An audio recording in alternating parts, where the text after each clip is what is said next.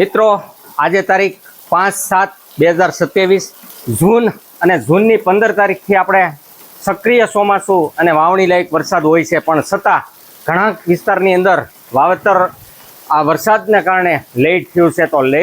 તો ગુજરાતની અંદર અત્યારે સરસાનો ટોપિક અને ગુજરાતમાં ધૂમ મચાવતું હોય એવી બિયારણ મગફળીનું, એના માટેની આજે આપણે ચર્ચા કરશું. મિત્રો, જ્યારે મગફળી જેવા ટોપિકની અંદર અને આજે તારીખ 15 જુલાઈ આવી ગઈ હોય ત્યારે આપણે વાવેતર કરી શકાય છે 15/7 સુધી એવી એક ટોપ વેરાયટીને ગુજરાતની અંદર જેને ખૂબ જ સરસા થઈ રહી છે તેવી વેરાયટી હોય ને તો GG35, એટલે કે જુનાગઢ સોરઠ જે કહેવાય છે, સોરઠ ગોલ્ડ તરીકે પ્રખ્યાત છે તેવી વેરાયટી ગ્રાઉન્ડનટની મગફળી દાણા, અને એને વેચાણ અર્થે લાવે છે નેશનલ સીડ્સ કોર્પોરેશન, જે ભારતની મિની રત્ન તરીકે ઓળખાય છે. શો કરાવજો, મિની રત્ન તરીકેની એની નામના ધરાવે છે એવી કંપની રાષ્ટ્રીય બીજ નિગમ લિમિટેડ, જે નેશનલ સીડ્સ કોર્પોરેશનના નામથી ઓળખાય છે.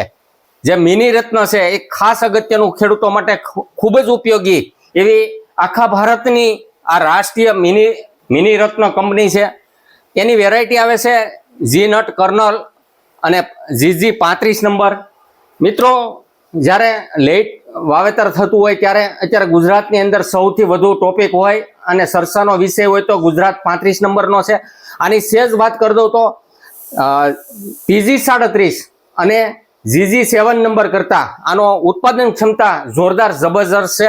એટલે ખેડૂતો વધારે આને સરસા અને વાવેતર કરવા જઈ રહ્યા છે ત્યારે આને સૌથી તેલની ટકાવારી 49.80 આની તેલની ટકાવારી છે.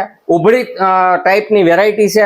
મારી સૌ ગુજરાતના ખેડૂતોને અપીલ છે કે જ્યારે GG35 અત્યારે વાવેતર બાકી રહી ગયું હોય તો એક ખાસ ઉપયોગી એવી છે GG35, ને એનો તમે વાવેતર 15 જુલાઈ સુધી કરી શકો છો.